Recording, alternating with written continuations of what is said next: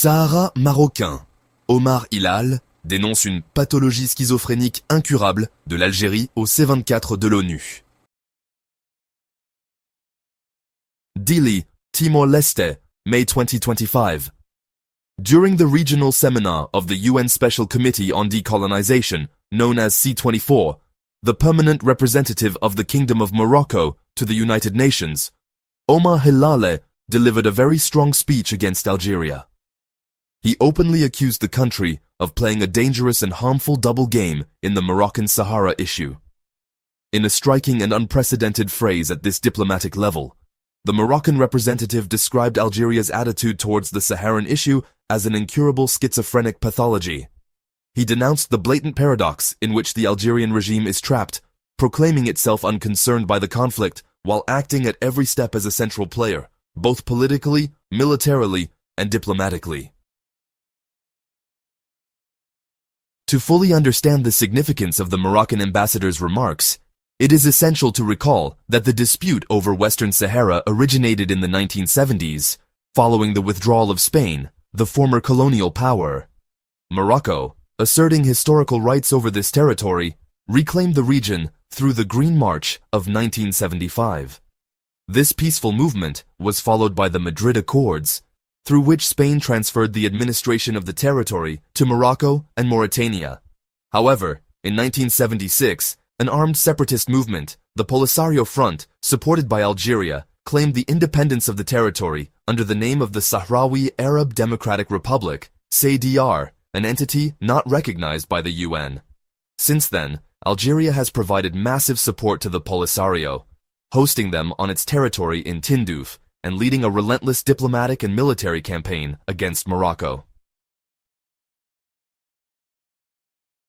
In his speech in Dili, Omar Hilal did not mince his words. He clearly enumerated the elements demonstrating Algeria's direct responsibility in the genesis, perpetuation, and internationalization of the Saharan conflict. Algeria created the Polisario. It hosts them in Tindouf. It finances them. It arms them. It represents them in all international forums, he stated. Le diplomate a souligné que ce soutien n'est pas ponctuel ni circonstanciel, mais s'inscrit dans une stratégie algérienne de long terme visant à affaiblir le Maroc sur le plan régional, à travers l'instrumentalisation d'un conflit qu'elle présente fallacieusement comme une lutte de libération. Hilal a également précisé que les résolutions récentes du Conseil de sécurité de l'ONU, notamment celles adoptées depuis 2018, mentionnent explicitement l'Algérie comme partie concernée par le processus politique. Cette mention n'est pas anodine. Elle consacre la reconnaissance par la communauté internationale de l'implication directe de l'Algérie dans ce différend régional. Il a rappelé que l'initiative marocaine d'autonomie, présentée en 2007 comme solution politique réaliste, pragmatique et durable, est aujourd'hui largement saluée à l'échelle internationale. Des dizaines de pays, y compris des puissances influentes telles que les États-Unis, la France, l'Espagne, les Émirats arabes unis et le Royaume-Uni, ont exprimé leur soutien explicite à cette proposition comme base sérieuse de règlement. Pendant que le Maroc construit des ponts diplomatiques, des partenariats économiques et des alliances géopolitiques solides à travers le monde, l'Algérie s'accroche à une vision révolue, alimentée par une hostilité obsessionnelle envers le Maroc, a déploré Hilal. Ces tables rondes, pourtant considérées comme essentielles par l'ONU pour parvenir à une solution mutuellement acceptable, ont été boycottées par Alger au prétexte qu'elles ne seraient pas concernées. Une attitude que le Maroc considère comme une tentative délibérée de saboter toute solution pacifique, tout en maintenant le statu quo qui sert les intérêts géostratégiques du régime algérien. Omar Hilal a également remis en question le discours traditionnel de l'Algérie, qui se présente depuis les années 60 comme une Mecque des mouvements de libération. Pour le diplomate marocain, cette posture ne correspond plus à la réalité. Il estime que l'Algérie est devenue aujourd'hui une Mecque de la déstabilisation régionale, abritant ou soutenant des groupes séparatistes, subversifs ou même terroristes. Dans un contexte sahélien et maghrébin marqué par une instabilité chronique, exacerbée par les trafics, les insurrections djihadistes et les ingérences étrangères, Hilal considère que la politique algérienne aggrave les tensions au lieu de les apaiser. Il a par ailleurs mentionné le soutien d'Alger à d'autres causes séparatistes ou rebelles en Afrique et ailleurs, y compris au sein de forums internationaux, comme preuve de sa volonté de s'ériger en puissance de confrontation plutôt qu'en acteur de paix. En conclusion de son intervention, Omar Hilal a réaffirmé l'attachement du Maroc à une solution politique négociée, dans le cadre des Nations Unies et sur la base de l'initiative d'autonomie. Il a appelé la communauté internationale à faire preuve de lucidité, à mettre fin à l'ambiguïté entretenue par Alger et à reconnaître les efforts sincères et constants du Royaume pour tourner la page de ce conflit artificiel. Il a exhorté les États membres du C24 à ne pas se laisser abuser par les slogans idéologiques du temps passé, et à accompagner une solution moderne, réaliste et conforme au droit international, fondée sur le dialogue, la stabilité et le développement partagé. Avec ce discours musclé et sans langue de bois, Omar Hilal a réaffirmé la nouvelle doctrine diplomatique marocaine, celle d'un royaume sûr de ses droits, résolu dans ses principes, mais ouvert au dialogue. Il a clairement tracé la ligne rouge entre la volonté constructive du Maroc et l'obstruction systématique de l'Algérie, dans une époque où la stabilité régionale devient une priorité mondiale.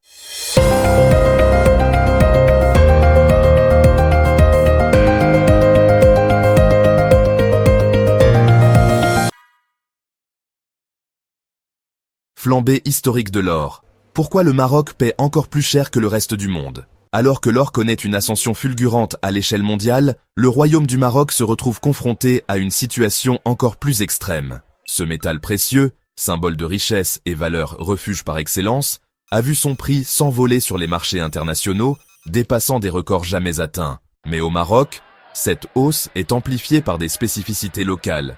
Fiscalité, spéculation, tradition sociale et tension sur la demande. Ce phénomène, qui affecte autant les marchés financiers que le quotidien des citoyens marocains, est révélateur de profondes mutations économiques, mais aussi d'inégalités structurelles. L'or explose à l'international, causes et conséquences. Depuis le début du printemps 2025, l'or a déclenché l'alarme sur tous les marchés.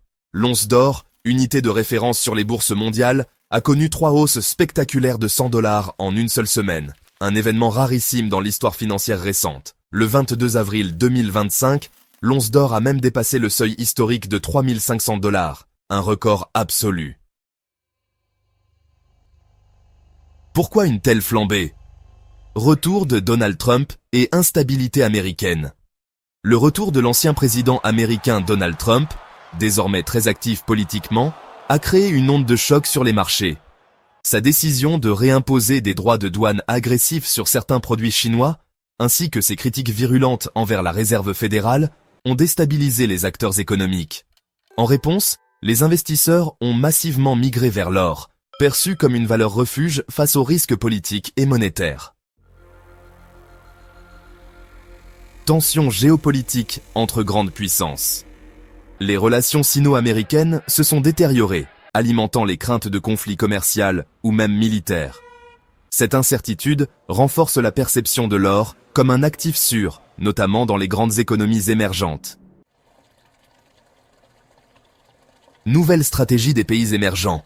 Des pays comme la Chine, la Russie ou encore l'Inde, membres des BRICS, ont intensifié leurs achats d'or dans le cadre d'une stratégie visant à réduire leur dépendance au dollar américain. Ces achats massifs, menés par des banques centrales mais aussi des fonds souverains, ont mécaniquement contribué à la hausse des prix. Déplacement du pouvoir financier vers l'Asie. Comme l'explique Laurent Morel, analyste spécialiste des marchés des matières de premières, nous assistons à un basculement historique. Le marché de l'or n'est plus dominé par l'Occident. Ce sont désormais les investisseurs asiatiques, notamment chinois et indiens, qui font la loi. Le Maroc, au cœur d'une flambée aggravée. Si la hausse mondiale du prix de l'or est déjà vertigineuse, le Maroc connaît une situation encore plus grave. Le gramme d'or 18 carats non travaillé dépasse les 700 dirhams dans les grandes villes, comme Casablanca, Marrakech, Fès ou Tanger. Une situation jamais vue auparavant. Pourquoi une telle flambée locale? Un système fiscal pénalisant. Contrairement à certains pays qui exonèrent lors d'investissements de la TVA, le Maroc applique des taxes importantes sur les métaux précieux. Entre la TVA, les droits de douane et les frais administratifs, le prix de l'or subit une majoration de plus de 20% par rapport au cours brut international. La spéculation locale. Face à la hausse continue des prix, de nombreux Marocains achètent de l'or non pas pour le porter, mais pour le stocker comme valeur refuge. Cette ruée vers l'or alimente la spéculation et raréfie l'offre, ce qui pousse les prix encore plus haut. La pression sociale liée au mariage. Dans la culture marocaine, l'or est un symbole essentiel dans les cérémonies de mariage.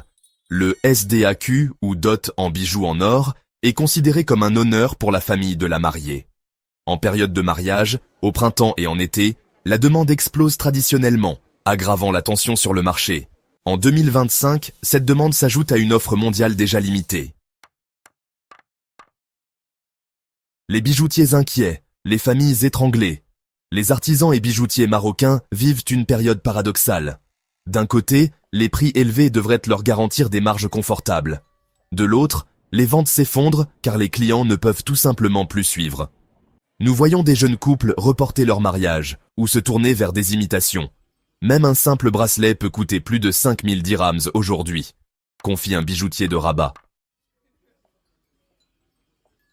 Les clients, eux, vivent cette flambée comme une forme d'exclusion. L'or, autrefois accessible, devient un produit de luxe réservé à une élite.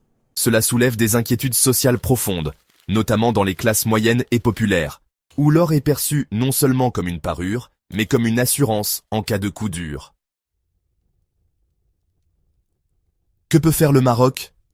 Face à cette crise de l'or, plusieurs pistes sont évoquées par les économistes et les professionnels du secteur. Alléger la fiscalité sur l'or pour rendre son achat plus accessible. Créer un marché officiel de l'or d'investissement, comme des lingots et des pièces, avec des règles claires et une transparence sur les prix. Encadrer la spéculation et renforcer les contrôles sur les marges abusives. Encourager l'or recyclé, notamment via la récupération de bijoux anciens, pour alléger la pression sur l'or neuf. Conclusion.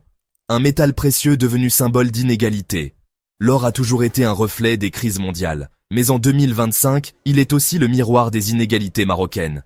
Tandis que les puissants y voient une protection contre l'instabilité, les citoyens ordinaires y voient un rêve inaccessible. Le royaume, au carrefour de la tradition, de la mondialisation et des tensions géopolitiques, doit désormais faire face à une question simple mais lourde de sens. L'or est-il encore un droit culturel, ou est-il devenu un luxe réservé aux plus riches?